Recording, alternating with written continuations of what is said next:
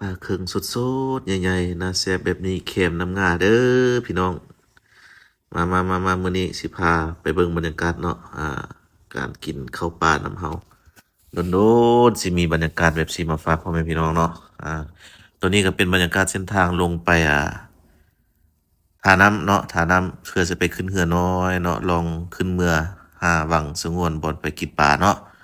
ตอนนี้ก็ทีมงานเราทยอยมาเนาะมื้อนี้มานำกันประมาณ7-8คนอ่าอันนี้ภาคส่วนที่มาฮอดก่อนเนาะกะเกียมเครื่องของเข้าของเนาะของอยู่ของกินอ่าตัวนี้เป็นเส้นทางลงมาเนาะเส้นทางลงมาฝนก็อยากตกหน่อยหนึ่งมื้อนี้ทางก็อยากมึนๆหน่อยหนึ่งเนาะตัวนี้เป็นเครื่องที่เขากะเกียบเด้อเนาะทุกคน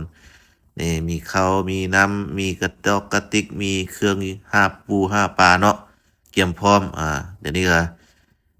ขึ้นฮอกขึ้นเรือเนาะกำลังจะลองขึ้นเรือแล้วเนาะตอนนี้เนาะตอนนี้ก็กำลังขึ้นเรือเนาะหาบอลจุดที่เขาจะไปหาปูหาปลาเด้อตอนนี้เด้อเนาะพ่อแม่พี่น้องบรรยากาศก็เป็นแบบนี้เลยเนาะธรรมชาติเนาะโดนได้อากาศบริสุทธิ์แบบที่หาดใจสูบเข้าเต็มปอดเลย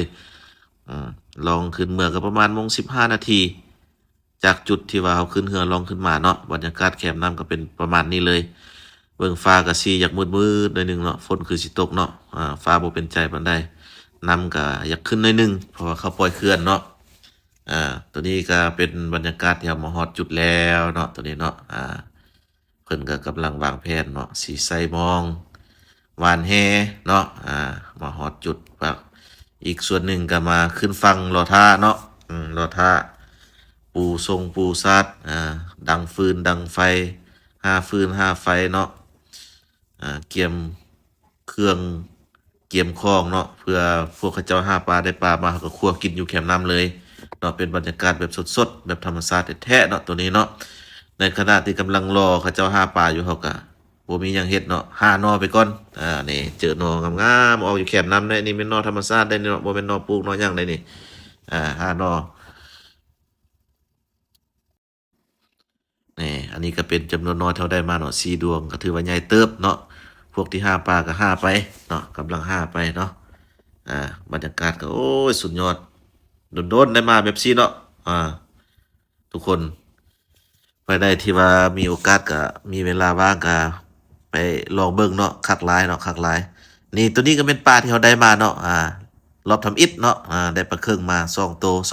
โอ้ตัวใหญ่ปลาเคิงนี่ได้มาแล้วก็พากันถ่ายรูปถ่ายรูปแล้วก็คั่วบัดนี้คั่วอ่าคั่วกิก่อนสิคั่วก็ลืมถ่ายรูปเอาจับขึ้นมาถ่ายรูปก่อนจับขึ้นมาถ่ายรูปโชว์ก่อนน้อยหนึงสิเนาะว่าได้ปลาใหญ่มื้อนี้จากนั้นก็มาปิ้งเนาะปิ้งในขณะกำลังที่ปิ้งอยู่ฝั่งเบิ่งฟ้ากับป้าโทมืดฝนสิตกเข้ามาเฮ้บูได้เสร็จก็พากันเก็บเครื่องใส่เรือลองกลับมาพากันมากินอยู่เรือนเอาอ่า พากันมากินอยู่เฮือนเอาติดตามอีพี2เด้อเนาะเดี๋ยวจะถ่ายต่ออันบรรยากาศที่มากินอยู่เฮือน